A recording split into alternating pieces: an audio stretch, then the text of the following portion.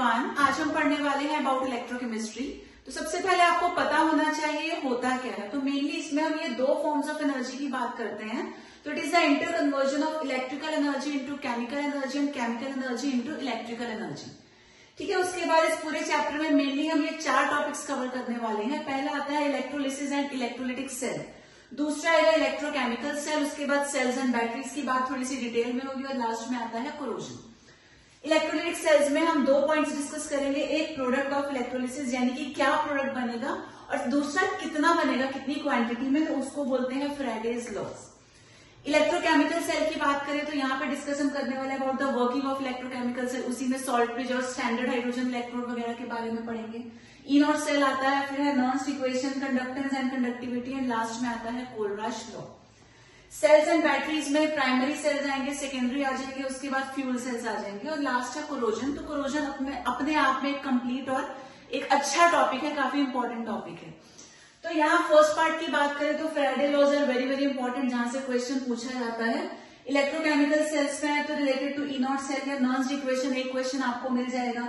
Conductivity से related, Kohlrausch law से related जरूर आपको क्वेश्चन मिल जाएंगे। तो these are some of the very important topics here. Cells and batteries की बात करें तो इनमें से कोई एक क्वेश्चन आपको मिलेगा ही मिलेगा। मेनली आता है fuel cell which is easy and important, और कई बार फ्यूल सेल की जगह पे वो प्राइमरी या सेकेंडरी का कोई पार्ट आपसे पूछ लेते हैं। एंड लास्टली कोरोजन है, तो वहां से क्वेश्चन आने के चांसेस भी रहते हैं। तो अब समझ लेते हैं few differences between electrolytic and electrochemical cells. ये जो इलेक्ट्रोलिटिक सेल्स होते हैं ये कन्वर्ट करते हैं electrical energy into chemical energy. तो यहाँ पे हम लोग इलेक्ट्रिसिटी प्रोवाइड करते हैं, उसके बाद केमिकल रिएक्शन होती है। Therefore these are related to non spontaneous reactions. तो जो रिएक्शंस खुद अगर नहीं होती, फॉर एग्जांपल अगर हम एक कंटेनर में वाटर लेते हैं तो वाटर अपने आप कभी भी हाइड्रोजन और ऑक्सीजन में ब्रेक नहीं होगा, डिसोसिएट नहीं होगा। बट यस, उसी वाटर से अगर हम इलेक्ट्रिसिटी को पास करवाते हैं तो वाटर का डिसोसिएशन पॉसिबल है। तो देयरफॉर जो नॉन स्पॉन्टेनियस रिएक्शंस है, जो खुद अगर नहीं होती है, वहां पे हम लोग इलेक्ट्रिसिटी प्रोवाइड करके पॉसिबल करवाते हैं। तो हमने यहाँ लिखा नॉन स्पॉन्टेनियस रिएक्शंस। और इस केस में हमें अलग अलग टाइप के प्रोडक्ट्स मिलते हैं डिपेंडिंग अपॉन कि हम कौन सा इलेक्ट्रोलाइट यूज कर रहे हैं। यहाँ पे सॉल्ट ब्रिज यूज नहीं होता, ये पॉइंट बाद में आपको समझ में आ जाएगा। And this is very important in case of electrolytic cells, anode होता है पॉजिटिव और कैथोड का चार्ज हमेशा होता है नेगेटिव। इसको याद करने की ट्रिक है हमारे पास द वर्ड पैनिक। तो पैनिक से आपको याद रहेगा positive anode and negative is cathode. On the other hand जो हमारे इलेक्ट्रोकेमिकल सेल्स होते हैं वो कन्वर्ट करते हैं chemical energy into electrical energy, and these are related to spontaneous reactions, यानी कि जो रिएक्शन खुद पॉसिबल होती हैं तो वो वहां पे क्या होगा, उनकी केमिकल एनर्जी कन्वर्ट हो जाएगी इनटू इलेक्ट्रिकल एनर्जी। और यहाँ पे हमें सिर्फ और सिर्फ एक प्रोडक्ट मिलता है विच इज इलेक्ट्रिसिटी। तो आपको समझ में आ रहा है, chemical energy is converted to electrical. तो कोई भी केमिकल रिएक्शन हम लोग करवाएंगे the final result is going to be the electricity. यहाँ पे सॉल्ट ब्रिज यूज होगा, वो डिटेल जब आप पढ़ेंगे तो आपको क्लियर हो जाएगा। उसके बाद again these signs are important. यहाँ पे एनोड होता है नेगेटिव और कैथोड रहेगा पॉजिटिव। इसके लिए भी एक ट्रिक हमारे पास है, ले लोन। तो ये एल का मतलब हो गया लॉस ऑफ इलेक्ट्रॉन्स और लोन हो गया लेफ्ट ऑक्सीडेशन एनोड नेगेटिव। तो ये कंस्ट्रक्शन में काफी आपको हेल्प करेगा सेल को रिमेम्बर करने में। तो लेफ्ट साइड में हमेशा होगा ऑक्सीडेशन और लेफ्ट में हमेशा रहेगा एनोड, और एनोड का साइन होगा नेगेटिव। और एनोड पे होगा क्या, ये प्रोसेस लॉस ऑफ इलेक्ट्रॉन्स। तो ये जो ऑक्सीडेशन है इसी का मतलब होता है loss of electrons. Late us now discuss about products of electrolysis. तो उसके लिए कुछ इंपॉर्टेंट पॉइंट्स हैं जो हमें कंसिडर करने होते हैं। सबसे पहले ऐसे क्वेश्चंस में हमें चेक करना होता है द काइंड ऑफ इलेक्ट्रोड। जो भी इलेक्ट्रोड वहां क्वेश्चन में मेंशन है, दो टाइप का पॉसिबल है, या तो वो होगा अटैकेबल या फिर होगा नॉन अटैकेबल। अब कैसे ये समझ में आएगा, तो नॉन अटैकेबल के केस में आपके पास ये तीन ही एग्जाम्पल्स हैं, गोल्ड, प्लैटिनम एंड मर्करी। तो इनमें से अगर कोई इलेक्ट्रोड मिलता है वो नॉन रिएक्टिव है, वो पार्टिसिपेट नहीं करेगा, और इनके अलावा कुछ भी मिलेगा तो वो कैसा हो जाएगा, attackable, that will take part in the chemical reaction. उसके बाद हमारे पास दो इलेक्ट्रोड्स होते हैं, कैथोड एंड एनोड। कैथोड अभी हमने डिस्कस किया था नेगेटिव होता है, एनोड होता है positive as per the trick PANIC. तो ये आपको याद रहनी चाहिए। तो नेगेटिव क्या है, कैथोड। अब कैथोड पे कौन सा जो प्रोडक्ट है वो आपको मिलेगा, कौन सी स्पीशीज वहां पे डिस्चार्ज होगी। प्रॉपर मेथड से समझे तो ये उसका रूल है, species with more value of reduction potential is discharge. कई बार हमारे पास दो या दो से ज्यादा आयन्स होते हैं, तो इन दैट केस जिसकी भी वैल्यू रिडक्शन पोटेंशियल की सबसे ज्यादा है वो प्रोडक्ट बनाएगा। इन द सेम वे जब हम एनोड की बात करते हैं तो species with lower value of reduction potential is discharge. लेकिन कभी कभी वैल्यूज में हम लोग खुद ही कंफ्यूज हो जाते हैं या भूल जाते हैं कहाँ पे कम था, कहाँ पे ज्यादा वाली वैल्यू को देना था। तो इन दैट केस हमारे पास कुछ ट्रिक्स होती हैं। तो अगर हम कैथोड की बात करते हैं, कैथोड की ट्रिक क्या है? देखो, कैथोड का साइन है नेगेटिव, क्योंकि ये खुद नेगेटिव है तो वहां पे सॉल्यूशन में जितने भी पॉजिटिव आयंस होंगे, ऑपोजिट चार्ज होने की वजह से सारे पॉजिटिव आयंस कैथोड की तरफ अट्रैक्ट हो जाएंगे। तो उनमें से जीतेगा कौन? हर एक तो प्रोडक्ट जाके नहीं बना सकता ना, तो कोई एक होगा जो जीत जाएगा। कौन जीतेगा, ये उसकी ट्रिक है। अगर हाइड्रोजन के साथ एस या पी ब्लॉक का एलिमेंट है तो हाइड्रोजन जीतेगा, और अगर हाइड्रोजन के साथ कोई डी ब्लॉक का एलिमेंट है, in that case D block वाला बनाएगा प्रोडक्ट, ये जीत जाएगा। अब एस और पी ब्लॉक तो जनरली हमको याद होते हैं, तो डी कैसे समझें, डी का कैसे पता चले? बेसिक तरीका आप कॉन्फ़िगरेशन के थ्रू चेक करिए। अदरवाइज इजी मेथड क्या है, जितने हमारे महंगे और इंपॉर्टेंट मेटल्स होते हैं, gold, platinum, silver, mercury, zinc, तो ये सारे के सारे जो है डी ब्लॉक एलिमेंट्स होते हैं, तो वहां से आपको आइडिया मिल जाएगा। ऐसी एनोड की बात करें, या तो प्रॉपर वैल्यू के थ्रू हम लोग चेक करेंगे, सबकी वैल्यूज को कंपेयर करेंगे, जिसका रिडक्शन पोटेंशियल मिनिमम है वो बनाएगा प्रोडक्ट। अदरवाइज हमारे पास एक ट्रिक है, बहुत इजी है, द स्मॉलर आयन। तो जो भी आयंस आपके पास नेगेटिव वाले आयंस, क्योंकि ये पॉजिटिव है, इस पे सारे नेगेटिव आयंस मूव करके जाएंगे, तो जो भी सबसे छोटा आयन आपको नजर आएगा वो हमेशा बनाएगा प्रोडक्ट। एक एग्जाम्पल डिस्कस करते हैं। तो ऐसा क्वेश्चन आएगा, find the products of electrolysis, direct question होता है। तो आपको गिवन है molten NaCl using platinum electrodes. तो जब भी प्रोडक्ट ऑफ इलेक्ट्रोलिसिस हम लोग फाइंड करते हैं, सबसे पहला हमारा काम है इलेक्ट्रोड पता लगाना, रिएक्ट करेगा या फिर नहीं करेगा। यहाँ पे गिवन है प्लैटिनम इलेक्ट्रोड, प्लैटिनम हमें पता है is non attackable, this is not going to participate in the reaction, इसका कोई काम नहीं है, तो उसे यही छोड़ देंगे। आगे बढ़ते हैं। हमने क्या किया, प्रोडक्ट ऑफ इलेक्ट्रोलिसिस फाइंड करते हैं, तो we have to pass electricity. अब जैसे इलेक्ट्रिसिटी हम लोग पास कराएंगे तो जो भी इलेक्ट्रोलाइट गिवन है, लाइक NaCl है, वो डिसोसिएट हो जाएगा इन to ions.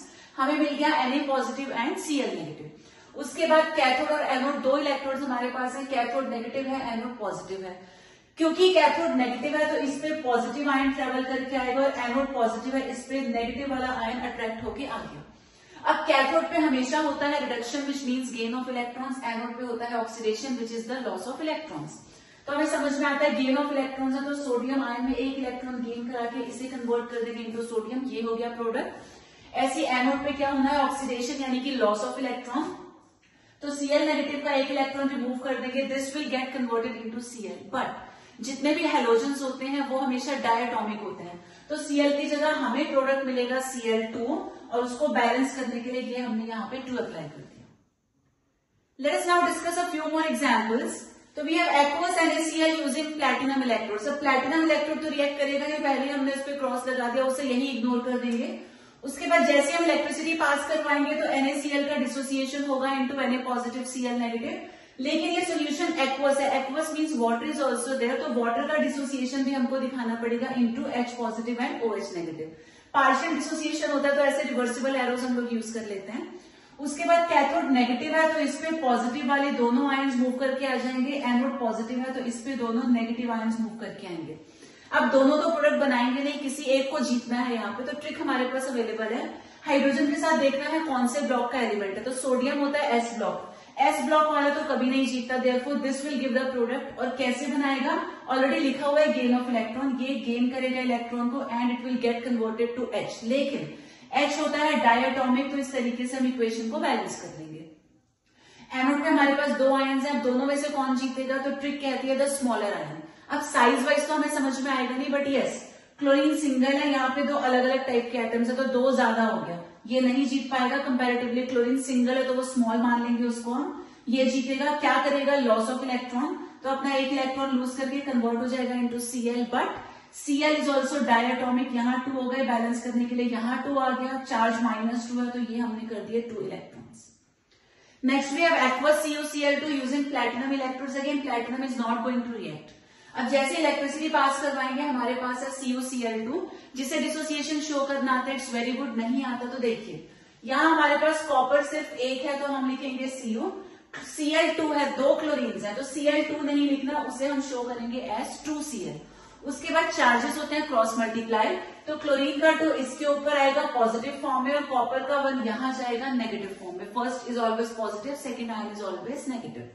Then cathode negative है, इस पे दोनों पॉजिटिव आयंस मूव करके आ गए, एनोड पॉजिटिव है, यहाँ पे दोनों नेगेटिव आयंस मूव करके चले गए। अब इन दोनों में कंपटीशन है हाइड्रोजन के साथ। इस बार डी ब्लॉक एलिमेंट है, copper, zinc, mercury, gold, silver, platinum, महंगे इंपॉर्टेंट थी।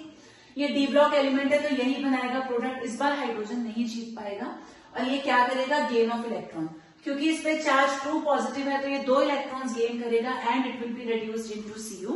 और ऐसे एनोड पे स्मॉलर आयन जीतता है तो Cl इज स्मॉलर।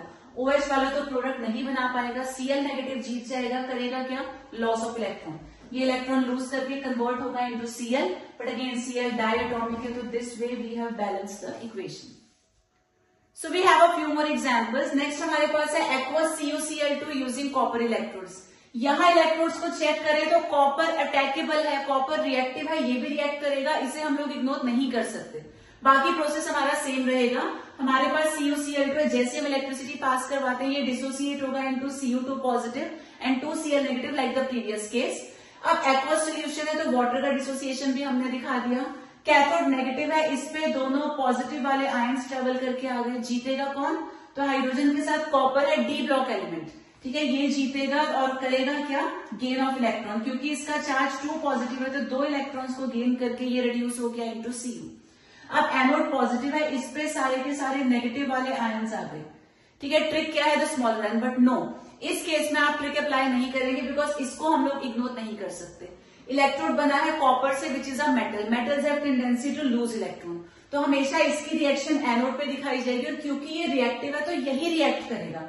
बाकी स्पीशीज यहाँ पे प्रोडक्ट नहीं बना पाएंगे, ये कॉपर हम यहाँ पे दिखाएंगे, ये बनाएगा प्रोडक्ट और क्या करेगा, लॉस ऑफ इलेक्ट्रॉन, तो ये अपने 2 इलेक्ट्रॉन लूज करके कन्वर्ट हो जाएगा into Cu2 positive. Next we have aqueous AgNO3 using Ag electrodes. Again electrodes को चेक करें तो सिल्वर भी रिएक्टिव है, वो भी रिएक्ट करेगा।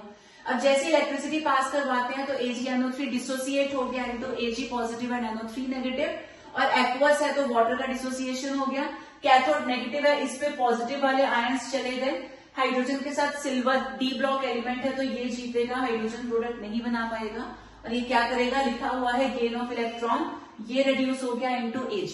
उसके बाद एनोड पॉजिटिव है, इस पे नेगेटिव वाले आयंस आ गए, लेकिन छोटा वाला नहीं जीत पाएगा क्योंकि इलेक्ट्रोड रिएक्टिव है तो उसकी रिएक्शन हमें एनोड पे ही दिखानी पड़ेगी, और क्योंकि इलेक्ट्रोड रिएक्टिव है तो वही रिएक्ट करेगा in comparison to others.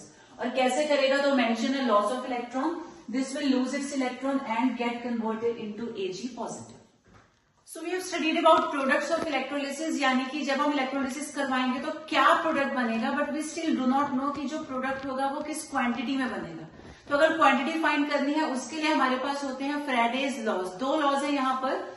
Now the first law says the mass of a substance liberated at any electrode is directly proportional to the quantity of electricity passed through the electrolyte.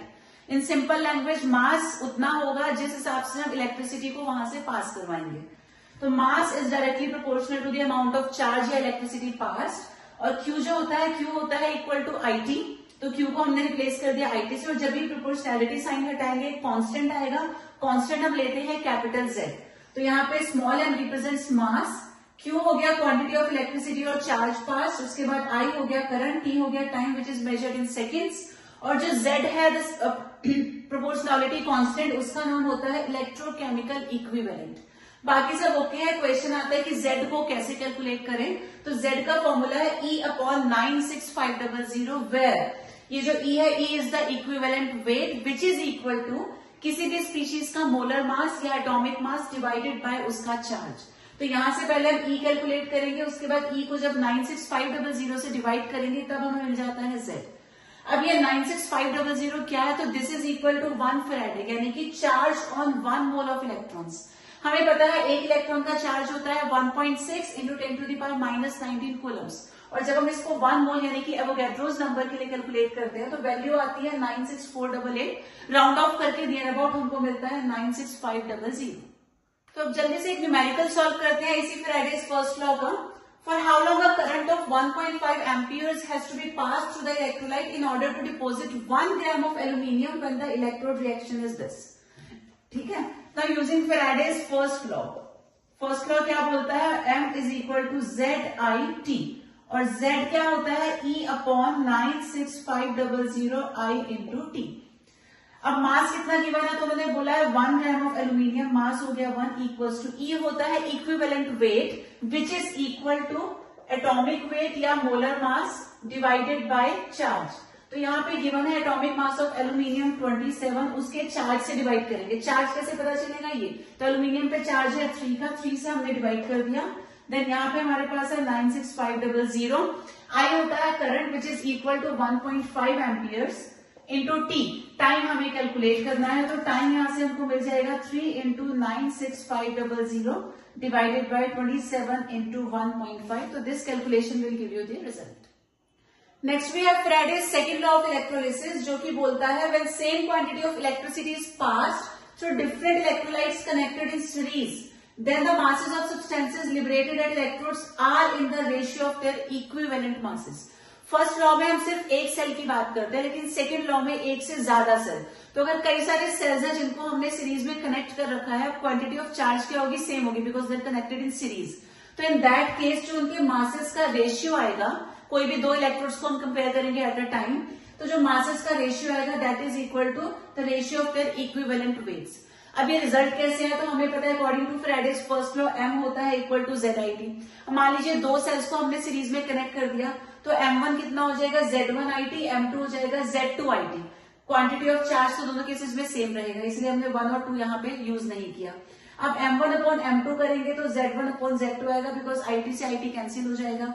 उसके बाद Z होता है E upon 96500, तो Z1 हो गया E1 upon 96500 और Z2 आएगा E2 upon 96500। ये वैल्यू फिर से कैंसिल आउट हो जाएगी and we get the final result M1 upon M2 equals to E1 upon E2।